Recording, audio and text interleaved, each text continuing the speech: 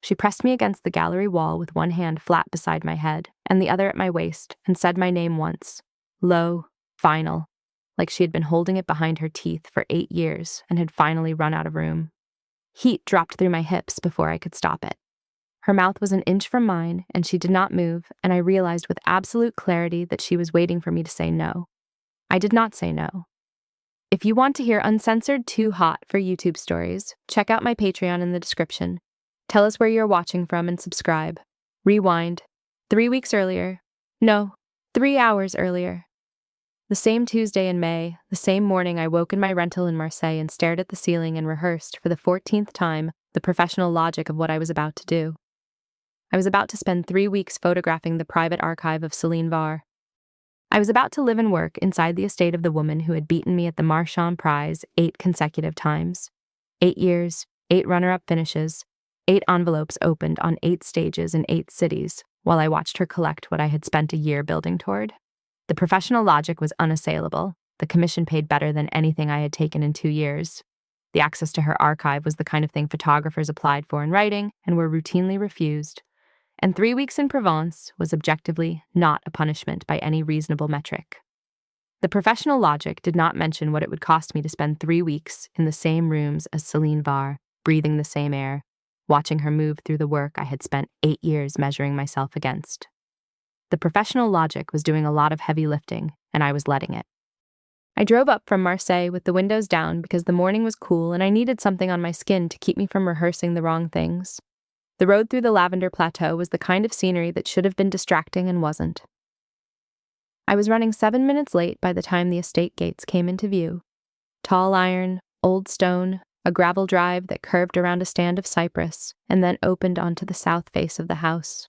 The house was enormous in the quiet way that old things are enormous. Not showy, just there, as though it had never considered being anything smaller. I parked beside a dark green Land Rover and sat in my car for exactly 30 seconds longer than I needed to. And then I got out with my duffel and my 2 camera bodies and I walked to the front door. Céline Var opened it herself. No assistant, no staff. Just her, standing in the doorway of an 18th century Provençal estate in black tailored trousers and an ivory silk blouse with the top 2 buttons open, and the particular quality of stillness she carried everywhere she went. The kind of stillness that is not passive, that is actively choosing not to move. She was taller than I remembered. She was always taller than I remembered. Her hair was pulled back in a low, sleek ponytail that made the angles of her face more pronounced. The line of her jaw, the cut of her cheekbones, the particular depth of her dark eyes that I had spent 8 years refusing to look at directly for longer than was professionally necessary. She looked at me the way she always had, like she was weighing something I could not see and had already made her decision. She said, "You're late." I said, "Traffic." She stepped aside. The gallery hall was cool and golden and silent, and I followed her in. The hall was longer than the exterior of the house suggested it should be. Stone floors, the pale gray limestone that absorbs cold and holds it against all evidence of Mediterranean heat. Vaulted ceiling, high and ribbed with old oak. Photographs mounted on raw plaster walls at exact eye level, each one framed simply, each one given its own space, its own leather chair positioned before it. At the distance she had decided was the correct distance for looking. I had seen her work in galleries and museums and on the covers of catalogs, but I had never seen it like this. Installed in her own house, at her own chosen intervals, without the institutional furniture of formal exhibition around it. It was different. It was more her. I did not say this. She walked ahead of me and I watched the back of her ponytail and the way she moved, unhurried, precise, each step placed with the composure of someone who has long since stopped worrying about whether other people can keep up. The hall curved slightly at the far end and opened through an archway into a second, narrower corridor, and then through another archway into what was clearly a working space.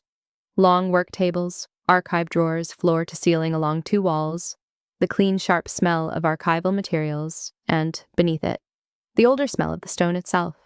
She stopped in the doorway of the archive room and turned to face me. The light was different here. North-facing windows, no direct sun, the flat, even illumination that photographers use for color-critical work. In this light, she looked more angular, more certain, the kind of face that knows its own structure.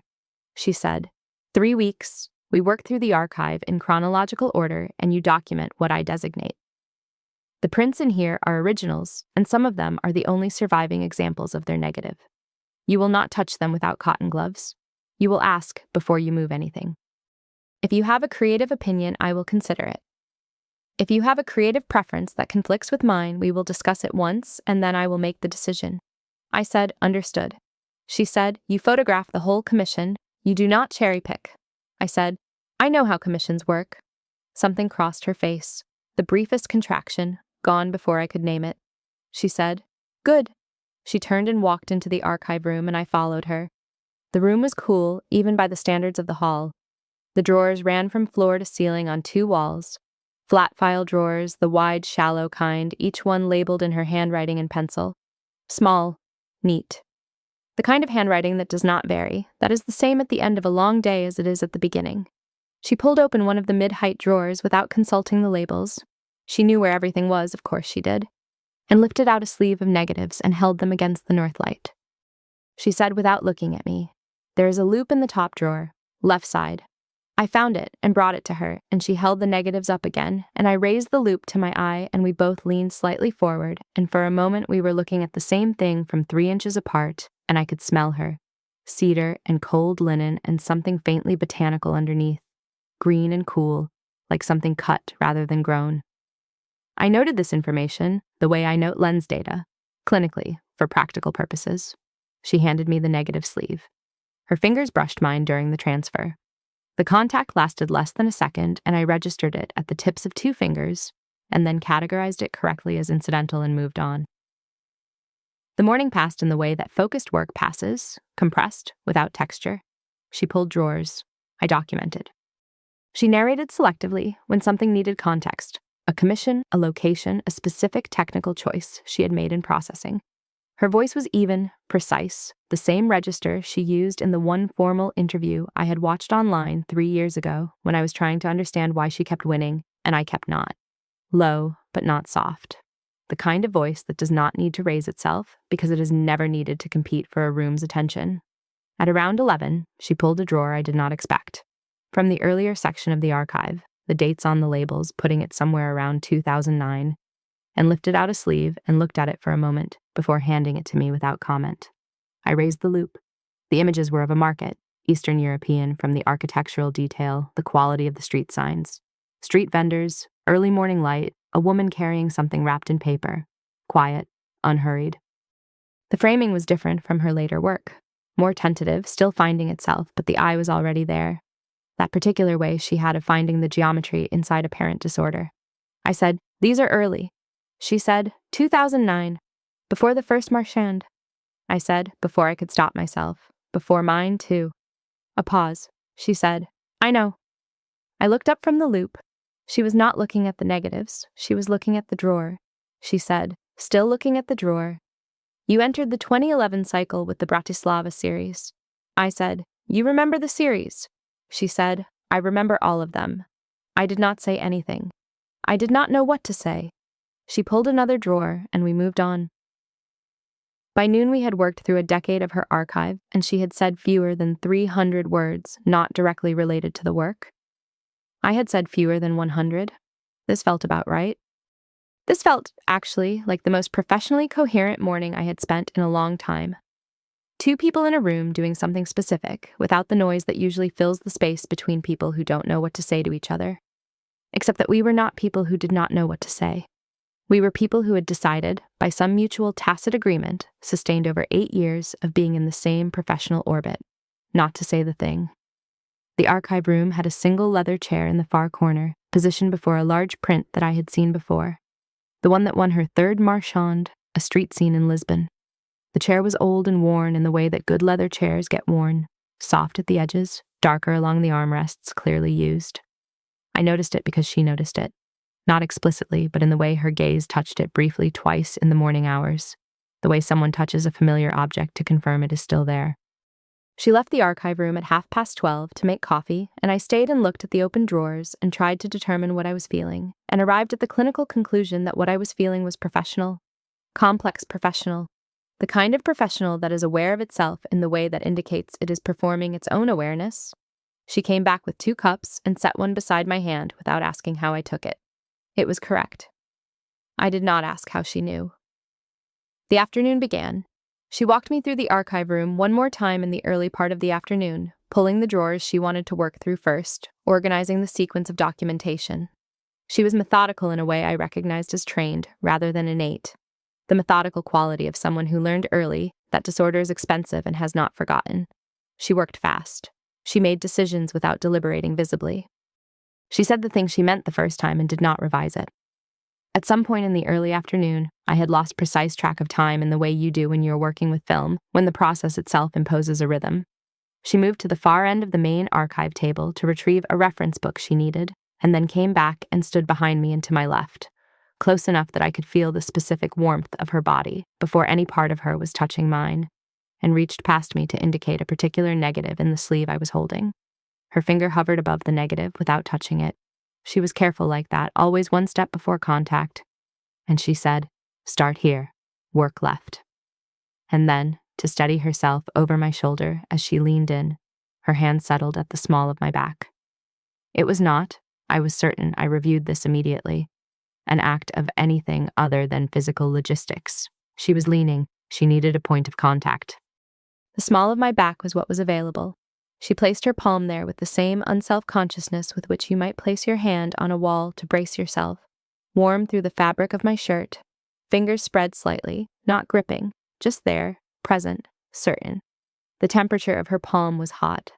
My spine, in the places it was not being touched, registered this immediately by contrast. The specific, particular cold of surfaces that know they are not being warmed. She did not remove her hand. I said carefully, "This one from Prague?" she said, against my shoulder. She was close enough that her voice arrived partly through sound and partly through the vibration of her proximity. "Budapest, 2011. Her hand stayed exactly where it was. I kept looking at the negative. I was aware of the loop in my right hand and the negative sleeve in my left hand and the camera on the table in front of me and the archive drawer open to my right, and all of these things were true and solid and professionally meaningful. And also there was a hand at the small of my back that had not moved in 45 seconds, and whose owner had not acknowledged it, and whose warmth had in the last 30 seconds begun to travel upward along my spine by some principle that was not heat transfer. Then her thumb moved. Once, a small circle, slow, against my lower back, not quite where the spine ends and the muscle begins, then went still. I breathed. She pushed off from the table and stepped back and said, "Mark that one for documentation. It is the last good frame from that roll." I said, "Noted." My voice was even. I was very good at even. She moved to the opposite side of the table and opened a different drawer, and we did not mention it. We worked through the rest of the early afternoon in the same focused silence we had established in the morning, except that the silence was different now. I could not have named the difference precisely. Pressure, maybe. The kind of pressure that is not sound and not touch, and is nonetheless present in the room the way humidity is present. Not one thing, but an alteration of the medium itself. Her hand had been at the small of my back for less than 2 minutes in total. I tracked this afterward, the way I track exposures, with the understanding that what you record and what you feel looking at what you recorded are not always the same thing. By 3 in the afternoon, the light through the north-facing windows had shifted enough to change the quality of the work, and she called a pause and said, "The gallery. I want to show you the mounting wall before the light goes." We moved back through the archive room and into the corridor and then into the main gallery hall. The afternoon light was doing what Provençal late afternoon light does, which is to make everything in its path feel more itself. The stone floors went golden and warm, the shadows along the walls deepened toward blue. The dust suspended in the shafts of it became visible as something almost solid. I had my camera body over one shoulder, and I was not shooting because she had not indicated I should be shooting. But I was taking the light in the way that becomes involuntary after enough years, noting angles, noting quality, noting the specific temperature of it across specific surfaces. She walked ahead of me and I followed, and we reached the far end of the hall where a longer wall had been kept deliberately empty. Raw plaster, no photographs, no marks. The mounting wall. She stopped in front of it and turned and looked at me. I said, "How many prints?" She said, 42, 3 rows of 14. I want to work through the selection this week. I looked at the wall. I looked at its dimensions and the available light and the ceiling height and the geometry of the space.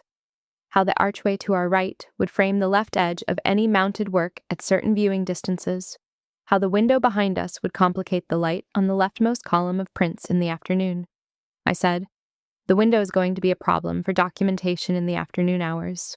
The leftmost column will have direct competition from the west." She said, "I know. We'll document that section before noon." I looked at her. She had already thought of it. Of course she had. I said, "Right." She said, "The light matters to you differently than it matters to me." I said, "What does that mean?" She said, "You use available light, you build around it, I install around it. Neither of us is wrong, but we are thinking about it from opposite directions." I considered this. I said, "Is that a problem?" She said, "No. It means we will have to talk to each other more than either of us probably wants to." Something in the quality of her voice on that last sentence. A very slight dip in the final word, "wants," that might have been acoustics, the particular way her voice behaved in this space. I decided it was acoustics. I said, "I can talk." She said, "I know you can." You're precise when you need to be and quiet when you don't. I looked at her. She was looking at the wall. I said, "Have you been watching me?" She said, "For 8 years. Yes." The silence afterward had its own geometry. She did not look away from the wall, and I did not move, and the light continued its descent through the windows, and the dust turned in it, and I was aware of my own heartbeat in a way that I generally prefer not to be. She said, still not looking at me, "The 2011 Bratislava series should have won." I said, "It didn't." She said, "No. Mine was technically stronger. But yours had something mine didn't." I said, "What?" She said, "I don't know what to call it. The quality of attention in it. As though the photographer had been genuinely surprised by what she found." I said, "I was." She said, "I know." She turned and walked back toward the archive room, and I stood in the gallery hall alone for a moment and looked at the empty mounting wall and breathed. The afternoon deepened. We worked through the archive until the light required us to stop, and then she opened a bottle of wine from the estate cellar, unlabeled, the neck dusty, and poured 2 glasses and set one beside my hand without asking. She had a habit of that, of placing things within my reach without offering them explicitly. As though the offering and the receiving were separate transactions, she preferred not to conflate. The wine was dark fruit and oak and something beneath those that I could not name. Something older, earthier, a note I did not have a word for and did not try to find one for. We sat at opposite sides of the archive table with a spread of negatives between us and the wine at our respective elbows, and the room went slowly gold and then violet as the afternoon went into evening. The sound layer was what it had been all day, the whisper of archival tissue, the click of the loop being set down, the specific quality of silence in a stone room that has been absorbing sound for 300 years and retains all of it in its walls. No music, no phones, no ambient noise from outside. Just the 2 of us and the work and the slow, audible rhythm of our own breathing.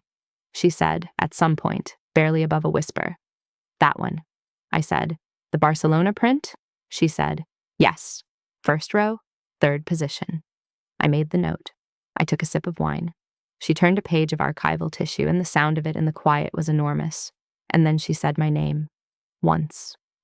So quietly, I almost did not register it as a word, as a directed sound rather than a thought she had not meant to speak aloud. Iris. 2 syllables in the air between us, like something she had been holding behind her teeth and had not intended to release. I went still. She did not follow it with anything. She turned another page of archival tissue and said, her voice returning to its normal register, "The next drawer is the Sarajevo series. We should start there in the morning." I said, "Okay." I did not look up. My hands were still on the negative sleeve in front of me. My eyes were on the images. My chest was doing something I did not have a clinical category for. The evening continued.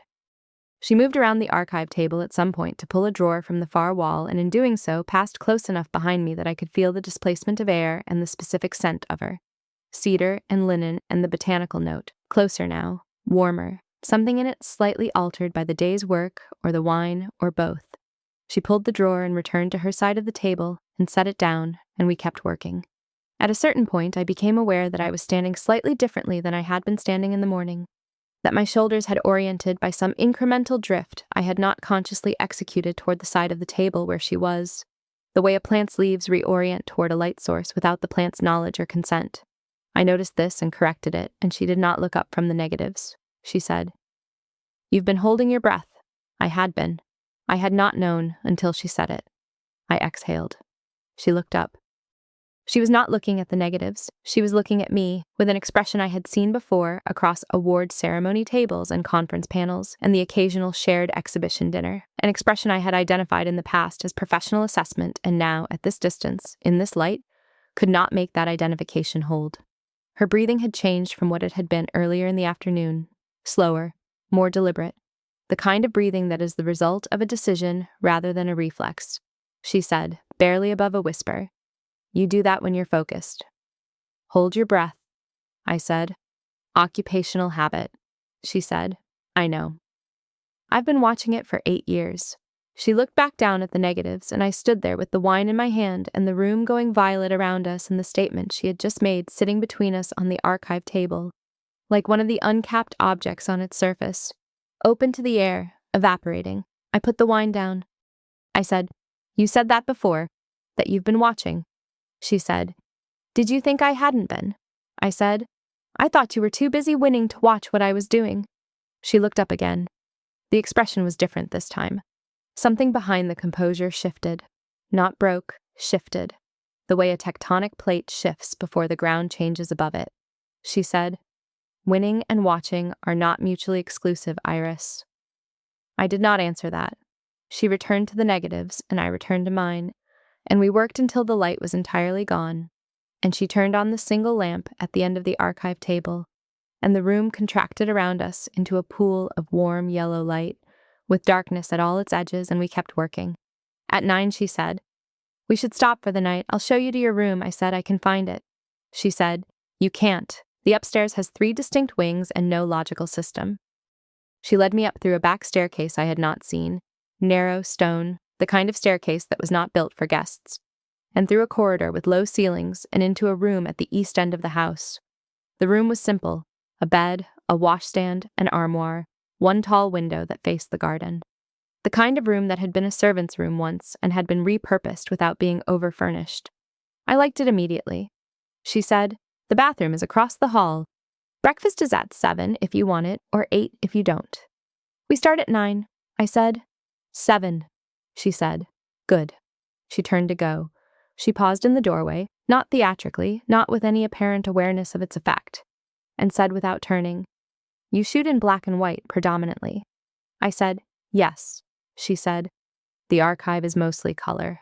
I said, "I know. I can adjust." She said, "I know you can. I'm not asking you to. I'm saying the color will surprise you. It surprised me too." She left. I stood in my room with my duffel at my feet and the window dark and the stone walls doing what stone walls do, which is to hold the temperature of the previous hour against all new evidence. And I thought about nothing in particular for a long time. She had been watching for 8 years. I had been watching for 8 years. We had not said this was what we were doing. We had called it professional attention, called it competitive awareness, called it the kind of sustained scrutiny you direct at the person whose work is consistently one position above yours in every room that matters. I had called it everything except what it was, and apparently so had she. And we were now in her house for 3 weeks with nowhere to go and the stone walls absorbing everything. I unpacked my duffel. I laid out both camera bodies on the washstand. I checked my film inventory, 6 rolls of 120, 8 of 35 millimeters, more of the latter than I would need for 3 weeks of documentary work, but I had not known what I was walking into and had prepared for uncertainty. I sat on the edge of the bed and looked at the ceiling and attempted the professional logic again and found that it was still doing its work, just with more effort than it had required that morning. Downstairs, somewhere in the wing below me, a door closed. I turned off the light and lay back and listened to the estate settle around me in the dark. Day 2 began the way she had promised. 9 o'clock, archive room, the north-facing light steady and flat and good for the work. She was already there when I came down. She was always already there. I would learn this across 3 weeks. She was always in the space before I arrived in it, as though she had been part of it first and was adding me to a composition she had already arranged. She was in the charcoal cashmere turtleneck today, sleeves pushed to her elbows in a way that I noted and did not note, a way that produced a small adjustment in my attention that I tracked and set aside. She was annotating a contact sheet in pencil when I came in. She said without looking up, There's coffee on the sideboard. I said, thank you. She said, we're starting with Sarajevo. 12 drawers, approximately 90 prints across all sizes. I want to work through selection by end of day. I said, 90 is ambitious. She said, 90 is what there is. We worked. The Sarajevo work was different from the early archive. Harder, more deliberate, the compression of what she had found there in the framing visible in every print. I moved through the documentation carefully, more carefully than the commission technically required because the work demanded it. She watched me shoot it and did not say anything, and I took this as approval, or at least as absence of objection. At mid-morning, she came to stand beside me at the end of the table where I had laid out 6 prints for comparison, and she stood close, closer than she had stood the morning before, or perhaps the same distance, and I was more aware of it. I could not determine which. And looked at the prints, with her arms crossed and her head tilted at the 3-degree angle I was beginning to recognize as her focused attention. Her elbow was almost touching mine. I could feel the warmth of her forearm, not quite against mine, in the same way I could feel a light source not quite hitting a surface. Radiant, directional, specific. She said, the 4th one, not the 2nd. I said, I disagree. She looked at me. I said, the 4th is technically better exposed. The 2nd has the quality you described yesterday, the quality of attention. A pause. She looked back at the prints. She said, the 2nd one makes a stronger argument for itself if you look at it for longer than 30 seconds. I said, then you agree with me. She said, I said I'd consider creative opinions. I said, and? She picked up the 2nd print, carefully, by the edges in the correct archival way, and held it in the north light and looked at it for a long time. Long enough that I was watching her look at it, rather than looking at it myself. The quality of her attention was something I could see. The slight drop in her shoulders, the specific way her eyes moved when she was genuinely looking rather than evaluating. She had beautiful eyes.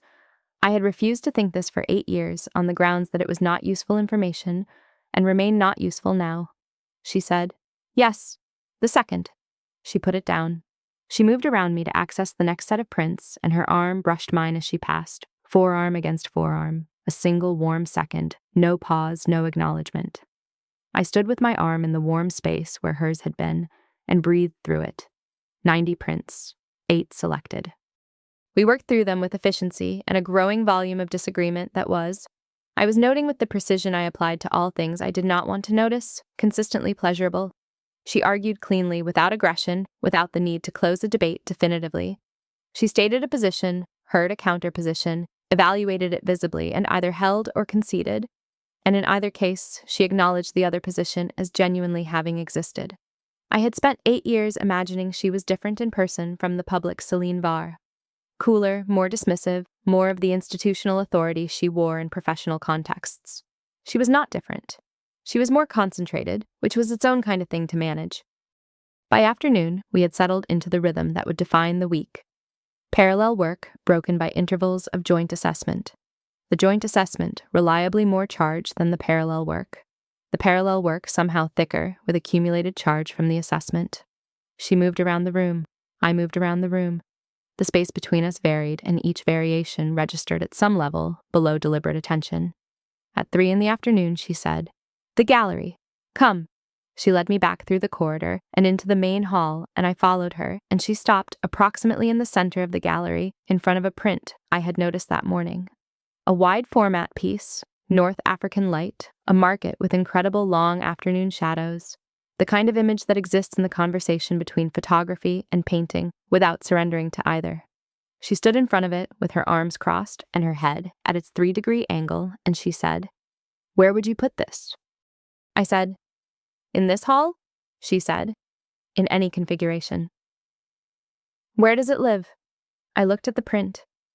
I walked along the hall slowly, looking at the other prints, feeling the relational geometry of the space, how the prints spoke to each other, how the empty mounting wall at the far end waited.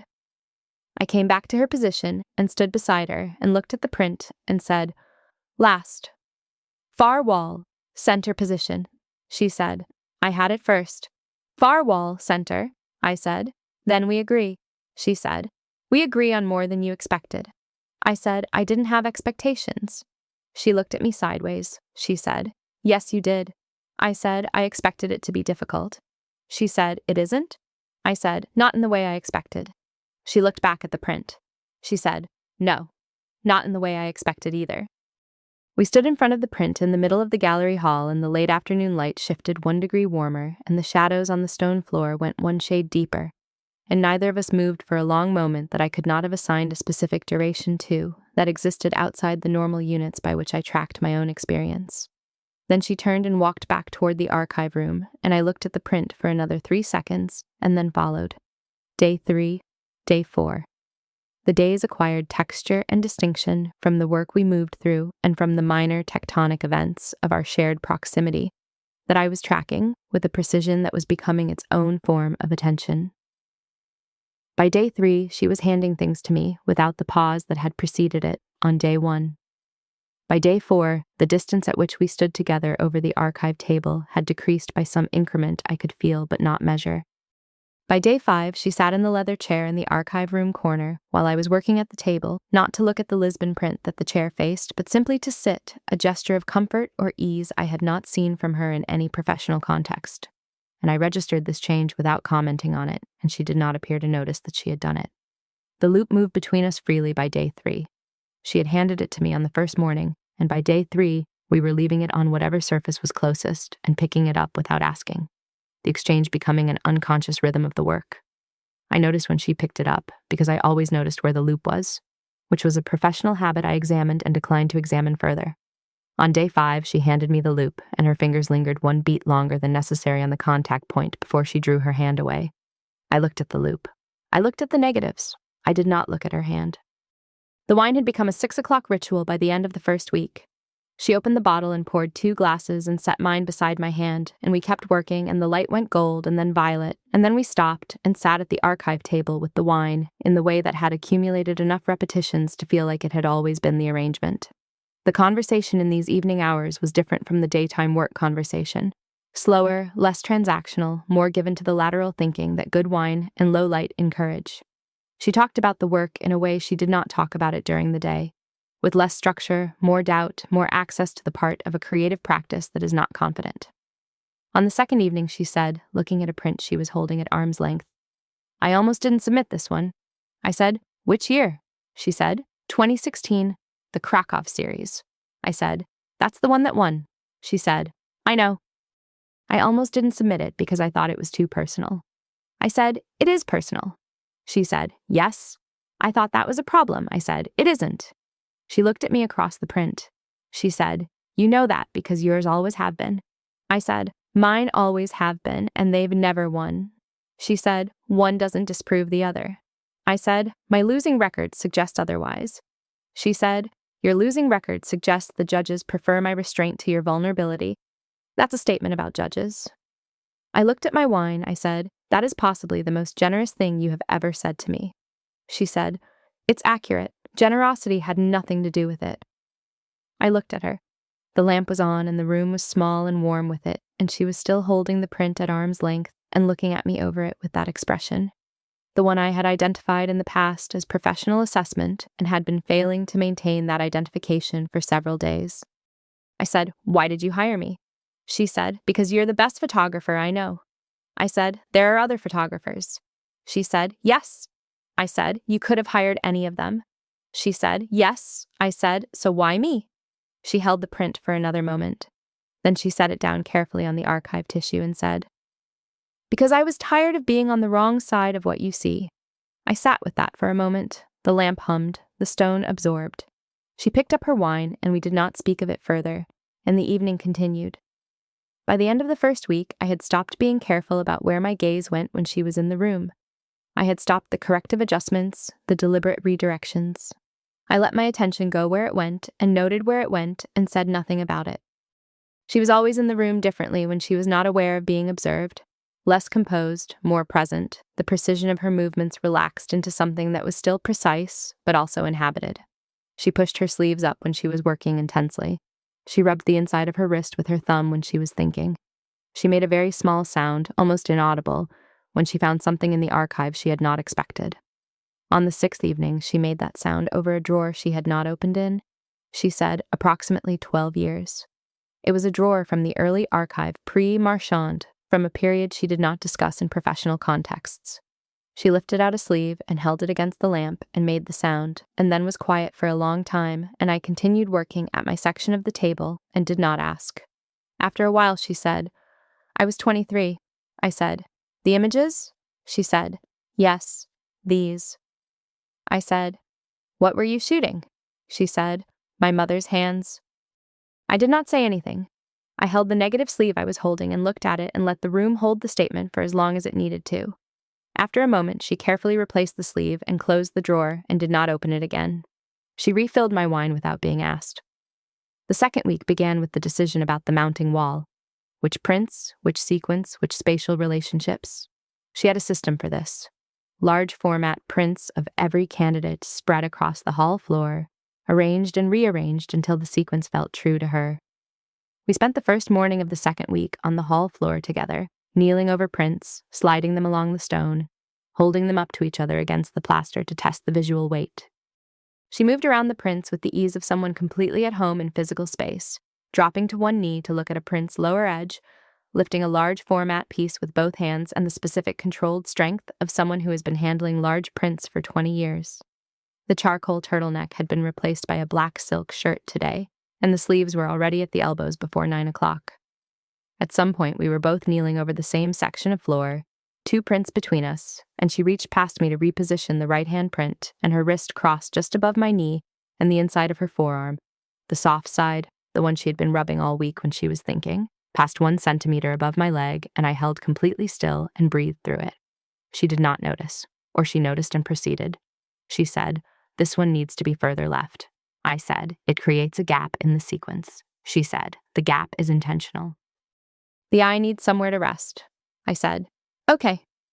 I moved back slightly to let her reposition the print, and she moved into the space I had vacated, and our knees were now side by side on the stone floor, close enough that the fabric of her trousers brushed the denim of mine, and we both looked at the repositioned print, and neither of us remarked on the contact.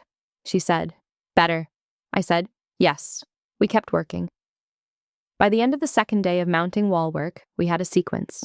42 prints, 3 rows, the center position of the far wall occupied by the North African market image. Exactly where both of us had said it should go. She stood in front of the complete sequence and looked at it for a long time, and I stood beside her with my camera and did not shoot yet, because this moment was hers first. She said quietly, "It took me 40 years to make this." I said, "It's extraordinary." She said, "Don't." I said, "Don't what?" She said, "Compliment it the way people compliment things they don't know how to look at. You know how to look at it. Tell me what you actually see." I looked at the wall for a long time. I said, "I see 40 years of the same question, asked in different languages, about the distance between being present with someone and being seen by them. I see the question getting more precise. I see you getting less afraid of the answer." She did not say anything. I watched her from the side of my vision. She was looking at the wall and something was happening in her jaw. A very slight tension and then a release. The specific movement of someone who has decided not to say the thing they were going to say and is managing the residue of that decision. She said, "Shoot it." I shot it. I shot her, too. Twice. From an angle I knew she would not object to because she could not see herself from that angle, could not see what her face was doing while she looked at the wall. I did not tell her I was shooting her. I would tell her later, or I would not tell her at all, but either way I would keep those 2 frames. The second week's evenings were different from the first week's. The rhythm of the wine was the same and the hour was the same, but something in the quality of the silence had changed. On the third evening of the second week, she said, with the air of someone completing a thought she had been having privately for some time, "I have been trying to decide whether this is the same as other commissions." I said, "Is it?" She said, "No." I said, "What's different?" She said, "You are." I said, "I'm the photographer." "That's always going to be different." She said, "That's not what I mean." I said, "I know." We sat with that for a while.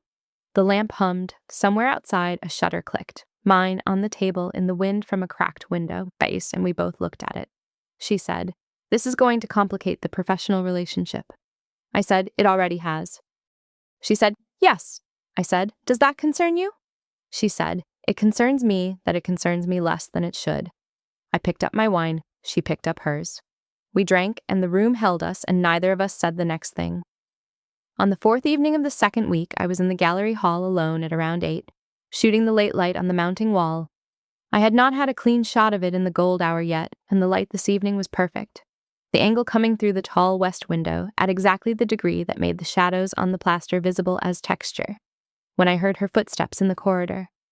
Not the quick, decisive footsteps of her working hours, but slower, more deliberate, the footsteps of someone who knows where they are going and is choosing their pace. She appeared in the archway and stopped. I lowered my camera. I said, "The light is good tonight." She said, "I know." She crossed her arms and leaned against the archway and looked at me. Not at the mounting wall, at me.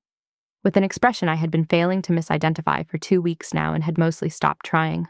Her head was tilted at the 3-degree angle of focused attention, but there was nothing in the room to look at except me. And she was looking anyway. I stood in the middle of the gallery hall with my camera at my side and the light on the mounting wall behind me, and I looked back. She pushed off from the archway and walked toward me. 4 strides. She stopped a foot away and looked down at me. She had several inches on me and had never once used them as any kind of instrument, and was not using them now, but I was aware of them, aware of the specific geometry of looking up by a degree, and did not say anything. The spatial geometry had collapsed. There was her, and the light, and the stone behind me, and everything that had been accumulating for 2 weeks, standing in the air between us with no room left for anything else. She lifted one hand, and I thought she was going to touch me. I thought this with my body before my mind caught up. And instead she pressed her palm flat against the plaster beside my head and leaned in and said, her voice at the lower register, the one that landed in my chest below the sternum, "I have been thinking about this since the first time I watched you lose." One micro-action she could not take back. Her other hand landed at my waist. The warmth of it arrived through my shirt immediately, the specific heat of her palm through the fabric.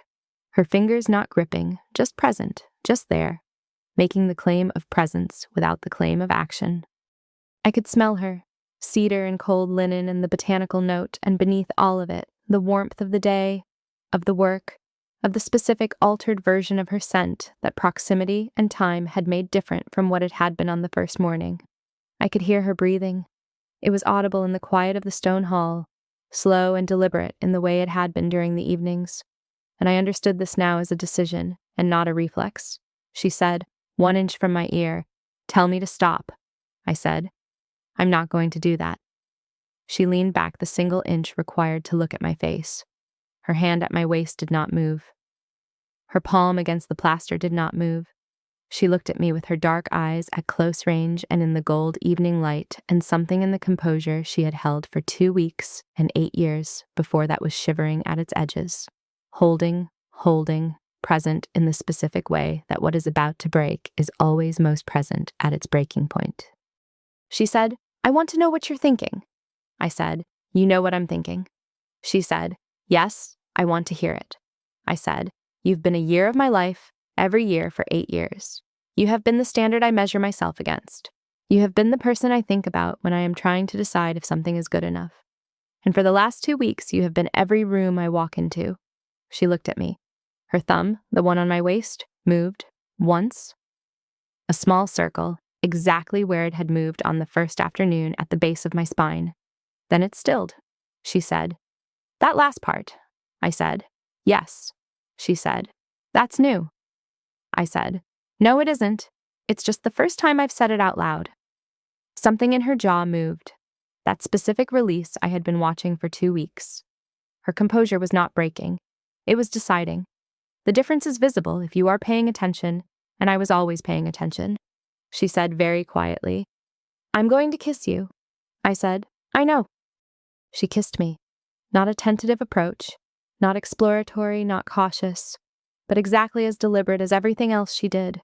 Her mouth on mine, with the same precision she brought to every decision, the same quality of full commitment. Her hand at my waist slid to my hip, and the movement was warm and exact, and my body responded to it, from somewhere low and immediate that I had no interest in quarreling with. I made a sound, small, involuntary, from the back of my throat, and she responded to it with a fractional increase in pressure, as though she had been listening for it. She pressed me against the gallery wall with one hand flat beside my head and the other at my waist and said my name once, low, final, like she had been holding it behind her teeth for 8 years and had finally run out of room. Heat dropped through my hips before I could stop it. Her mouth was an inch from mine, and she did not move, and I realized with absolute clarity that she was waiting for me to say no. I did not say no. I pulled her back to me with both hands in the fabric of her shirt, and she came. She chose to come. That distinction is important, she chose. And her mouth was on mine again, and something in my chest went loose with the relief of it. The plain, uncomplicated relief of a tension released that has been accumulating for 8 years. Her hand slid from my waist to my hip, to the small of my back, and pressed me against her, and my body moved into the pressure without the involvement of any cognitive process I can name, arched into her hand the way I had been trying not to do for 2 weeks. She pulled back 1 inch. Her composure was gone, specifically, precisely gone in the following ways. Her mouth was dark from the kiss and slightly open. Her breathing was audible. The specific control in her eyes had released and been replaced by something I did not have a professional category for and was not trying to create one. She looked at me for a moment that had no normal duration. She said, "Bedroom or here?" I said, "Here." She made a sound at that. Low, private, not for the room, a sound I would spend considerable subsequent time attempting to catalog and failing, because it was the kind of sound that exists below language and categorization and belongs only to the moment that produced it. She kissed me again, harder, with more of herself in it, and I stopped doing anything except receiving it and responding to it. Her hand was in my hair. Her other hand was at the small of my back, pressing me against her, holding me exactly where she wanted me. She was taller by enough that I had to tilt my chin up, and she was angling herself down, and the geometry of this had a specific intimacy in it, the particular intimacy of bodies that have to adjust to accommodate each other. Her mouth moved to my throat, and I let my head fall back, and the cool plaster of the gallery wall was against my shoulder blades, and her breath was warm against the tendon of my neck, and then her teeth grazed it, careful, deliberate, as precise as everything she did, and something in my lower body contracted hard, and I gasped. She said, against my neck, so low I felt it before I heard it, "I want to hear that again." Her hand slid under my shirt at the hem. The temperature of her fingers against the skin of my ribs was a shock. Cold at first from the evening air, and then warming quickly, adjusting, her fingertips tracing the line of my ribs with a delicacy that was somehow more overwhelming than anything preceding it. I could not breathe. I was aware of not breathing and did not care. Her palm at the small of my back pressed in more firmly, holding me against her, and this specific action, this gesture that had begun on the first afternoon as something she had not named and had returned at every point since, that had been a professional necessity and then a habit and then something I had stopped finding a category for, arrived at its full accumulated weight in this moment. 8 years of her being the standard I measured myself against. 2 weeks of her hand finding that same place on my spine in a dozen different contexts. And now here, in her gallery hall with her photographs around us and the golden light going dark around the edges, her palm pressing into the small of my back with a certainty that said, "This is where I put my hand. This is where it goes. This is what it has always been doing."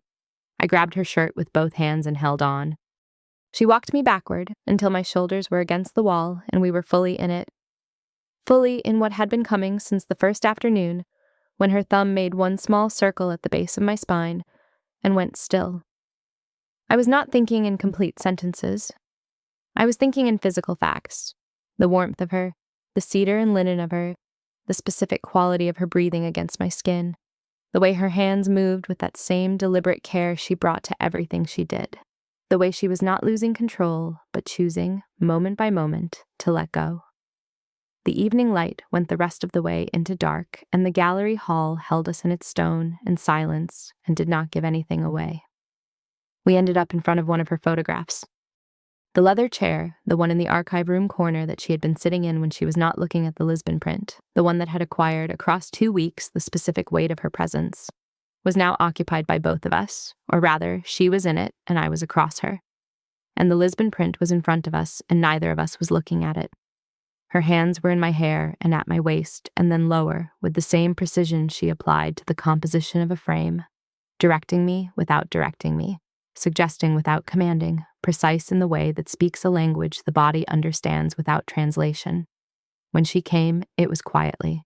A single caught breath and my name in that specific lower register that landed below my sternum that I had been tracking for 2 weeks without naming what I was tracking.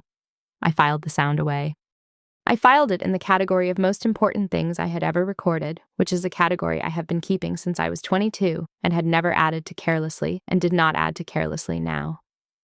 After, the lamp on the archive table was the only light left, and the room was all warm, amber, and deep violet shadow, and she was beneath me, and we were both breathing hard, and her hand was still at the small of my back. Not pressing, just resting. "Present," she said. "Stay the full 3 weeks." I said I was always going to. Her thumb moved. Not the small circle, just a slow pass, deliberate, the length of 2 vertebrae, and then still. One thing left unresolved. She had not said what happened after 3 weeks. She had not named what the estate would be when I drove back down the Cypress Line Drive and turned south toward Marseille, and the thing we had made here stayed in the stone walls of this house, or came with me, or neither of those things. She did not say this. I did not ask. We were both, by our respective natures, disinclined to name things before they had fully arrived. The night deepened. Somewhere outside, a lavender field was doing what lavender fields do in Provençal darkness, which is to smell like everything good that does not require explanation. I could smell it faintly through a cracked window, and closer and more real than any of it, the cedar and linen and botanical of her, which I now knew at close range and in altered conditions, and in its warmest, undisguised version, and which I would not be forgetting. I would not be forgetting any of this. I was very clear about that. The morning came the way Provençal mornings come, without apology, golden from the start, the light through the east-facing window of the upstairs room she had eventually led me to, making everything in its path feel earned. Her bedroom was not the simple servant's room she had put me in.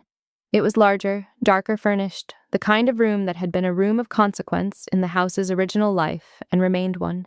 She was asleep in the particular way that composed people sleep. Not sprawled but settled, the precise containment of her waking hours carried into rest, her breathing even and unhurried. Her hand was resting at the base of my spine, not gripping, not pressing, resting. The way something rests in the place where it belongs, without announcement, without question about its right to be there. The warmth of it was different in the morning from what it was in the evening. Gentler, more ambient, the warmth of something that has been in contact with the same surface, long enough to match its temperature rather than exceed it. I lay still and felt it and thought about nothing that required a decision. The golden light moved across the walls. The stone absorbed the morning sound, birds somewhere and wind in the cypress. She did not wake yet. I was awake and did not move. I would pick up my camera today. We would work through the rest of the archive. We would argue about prints and sequence and the specific quality of attention in a given frame. And I would lose some of those arguments and win others, and neither outcome would be what it had been 2 weeks ago, when losing and winning were the categories I was living inside. The commission had 17 days left. I was, as I had told her, always going to stay all 3 weeks. And this remained true. And what came after was a sentence I could feel the beginning of but could not read to its end. Her hand at the small of my back, the light through the windows, the stone holding the night's coolness against all the evidence of morning. I did not move. I stayed exactly where I was,